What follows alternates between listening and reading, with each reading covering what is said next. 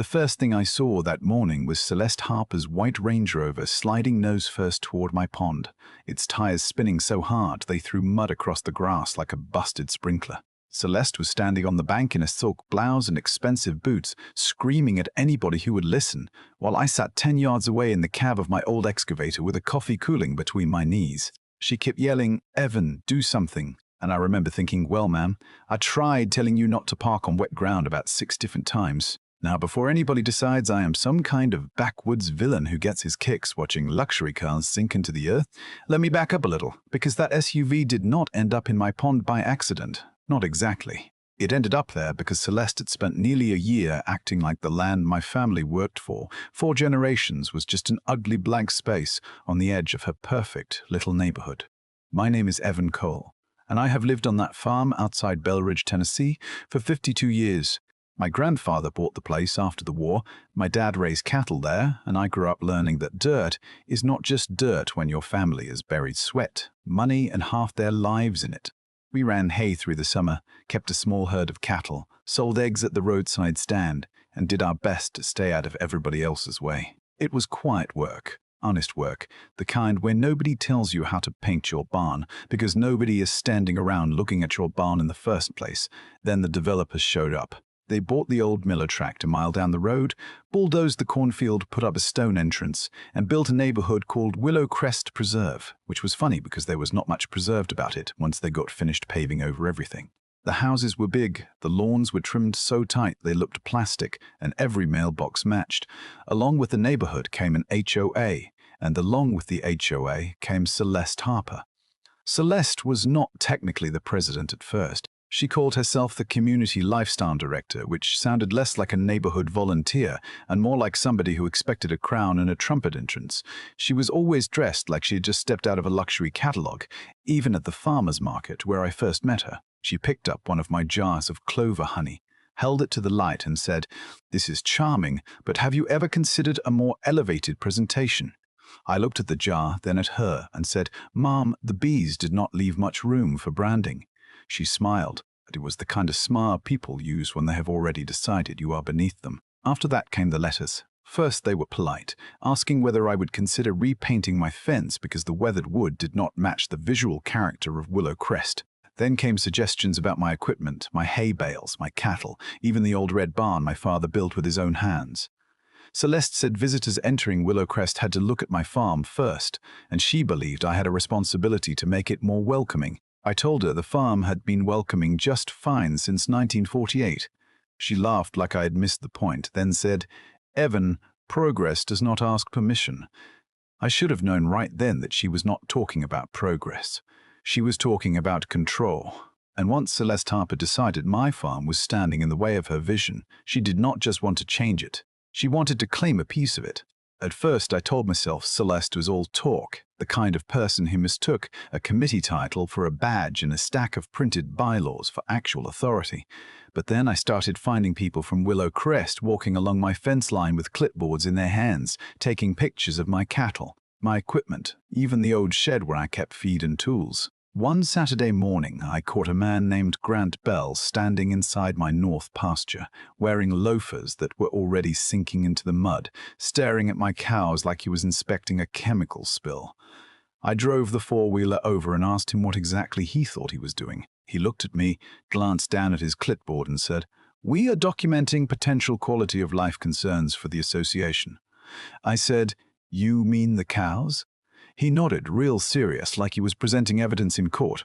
Odor, noise, visual impact, possible runoff concerns.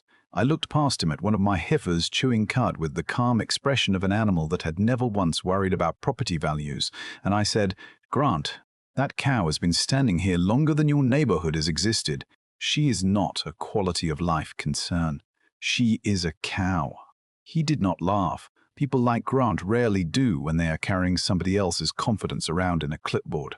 I told him to get off my land before he found out how fast a bull could turn a pair of loafers into a bad decision, and he left, but not before saying, "Celeste is trying to help you adapt." That word again, adapt. It stayed in my head all day because I knew what it meant coming from them. It meant make room. Make yourself smaller. Make your fences prettier. Hide your equipment. Move your cattle farther back. Maybe one day sell the land quietly so Willow Crest could have its walking trail or its little community lake. A few days later, Celeste came by herself, parked her Range Rover right along the shoulder near my hay road, climbed out wearing sunglasses big enough to block an eclipse, and handed me a glossy packet full of color samples. "I put together some options for your fence," she said. "Warm taupe, river stone, soft linen, something that blends with the community's natural palette." I flipped through the pages and found a note attached to the back. It said the current fence had a rustic quality that might be misinterpreted by prospective buyers. I looked at that fence, at the grey wood my dad had nailed together with his own hands after a storm took out the old one, and I felt something in my chest tighten. My father had been gone 7 years by then. He was not a man who left speeches behind. He left tools with worn handles, a coffee can full of bent nails, and that fence. I handed the packet back to Celeste and said, "That fence has survived tornado winds, ice storms, and 3 generations of my family. I reckon it can survive your color palette." She smiled without warmth. "Evan, you keep treating this like a personal attack." I said, "That is because you keep bringing it personally onto my property." Her smile faded just a little. "Willow Crest is growing. You are surrounded now. You can either participate in the future or get left behind by it." Then she got in her car and drove away slow enough for me to watch the dust settle behind her. That was the moment I stopped seeing her as annoying. Annoying people send emails. Dangerous people start talking about your future like they have already purchased it. After that, things got stranger. The HOA put up a no parking sign beside the county road, close enough to my pasture that folks assumed it applied to me. I pulled it out and laid it in the ditch. 2 days later, another sign appeared. This one with the Willow Crest logo and a polite little message about preserving neighborhood harmony. I called the county office, and the clerk told me the sign had no official permit. When I mentioned Celeste's name, there was a pause on the phone. Then he sighed and said, "Mr. Cole, she has been calling here a lot." That should have made me feel better, but it did not. It made me realize she was working every angle she could find. Then came the brunch. I'd been up before sunrise repairing a section of fence near the lower field, and when I came back toward the house around 10, I saw a white event tent sitting beside my pond. For a second, I honestly thought I was hallucinating. There were tables covered in pale green linens, glassed pitchers of mimosas, folding chairs, flower arrangements, and a line of yoga mats stretched across the edge of my hayfield.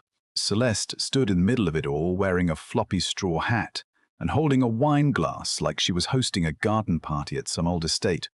"Evan!" she called out when she saw me. "Perfect timing. We are introducing our residents to the agricultural heritage of the area." I stopped my truck so hard the gravel popped under the tires. "You are doing what?" She looked around proudly. "A farm-inspired brunch, sustainable living, local connection, outdoor wellness. It is wonderful, isn't it?" Behind her, one of my chickens had wandered over and started pecking at somebody's tote bag. A woman in matching workout clothes was trying to hold a yoga pose while my rooster strutted around her like he owned the class. I said, "Celeste, you have a tent on my land." She took a slow sip of wine. "We are not hurting anything." I pointed at the field. "That is fresh hay. You have people stomping all over it." She waved her hand. "It is just grass." I do not know why that sentence hit me the way it did, but it did. Maybe because anybody who works land understands the difference between grass and hay, between dirt and soil, between something you look at and something you live on. I walked closer and said, "Lower this time. It is not just grass. It is my winter feed. It is what keeps my cattle alive when the ground freezes. You do not get to turn it into a backdrop because it looks good in pictures." For a second, I thought she might finally hear me. Then she leaned toward me and said, "You are making this much harder than it has to be. The city is reviewing growth plans for this area, Evan. Willow Crest has influence. You could benefit from working with us." There it was, plain as daylight. Not a suggestion. Not a request. A threat dressed up as cooperation.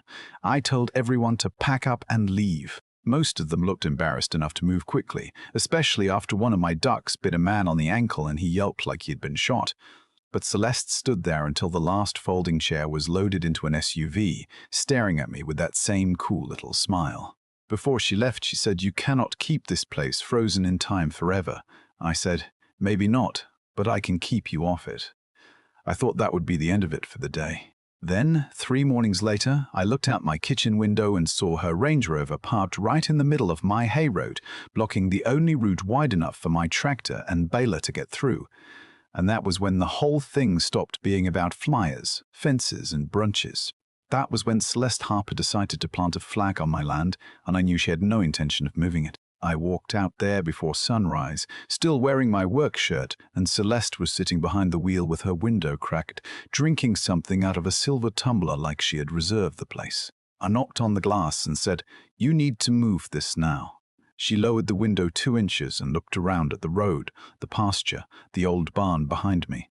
"This land is barely being used, Evan. The streets inside Willowcrest are too narrow for overnight parking, and this access road makes perfect overflow space." I said, "That road feeds my entire operation. My tractor comes through here, my baler comes through here, my baler comes through here, feed trucks come through here." She shrugged. "They go round." I looked at the barbed wire fence on one side and the drainage ditch on the other, then back at her. "Go around where, Celeste? Through the cattle." She smiled like I was being difficult on purpose. "You are always so dramatic." Then she rolled the window up and went back to her phone. I gave her one last warning. I told her I would call the sheriff, call a towing company, call whoever I had to call, but that SUV was not staying on my land another hour. She did not even look up. "Call the HOA lawyer first," she said. "You will find out you are not as isolated as you think." Well, she left it there for 2 more days. 2 full days. It blocked my work, tore up the road after a rainstorm, and somehow became a photo opportunity for half the people in Willowcrest. Folks came by, stood next to it, took pictures with my pasture behind them, laughing about how the neighborhood had finally expanded. On the 3rd morning, Celeste returned with 3 board members, a golf cart marked security, and a folder full of papers she waved around like she had brought the Constitution. She announced that Willowcrest had filed a petition asking the county to review my farm for possible integration into future development planning. Then she pointed at my barn, my equipment, and even my pond, calling them visual hazards to the community. I remember standing there beside my excavator, feeling that old familiar heat rise in my chest, the kind that tells you you were one bad sentence away from saying something you cannot take back. But my dad taught me something when I was young. He used to say, "Never argue with a storm, son. Just make sure your roof is tied down before it gets here." So I did not yell. I went inside, pulled out the deed, the old survey maps, the agricultural protection papers, and every written warning I had sent Celeste over the past 6 months. Then I called the sheriff. The deputy came out that afternoon, listened to both sides, looked at the property markers, and asked Celeste one simple question. "Ma'am, did Mr. Disteter Call give you permission to park here?" She tried to turn it into a speech about community needs, property values, and shared rural access, but the deputy stopped her cold. "That was not my question." She finally said no. He told her the SUV had to be moved immediately, or she could be cited for trespassing. Celeste's face went tight, and for the first time since I met her, she looked scared. But pride is a strange thing. Instead of backing out onto the county road like any reasonable person would have done, she decided she would drive around the muddy edge of my pond to make some kind of dramatic exit in front of her HOA board. I told her not to do it. The deputy told her not to do it. Even one of her own board members, a quiet woman named Marissa, said, "Celeste, please just wait for a tow truck."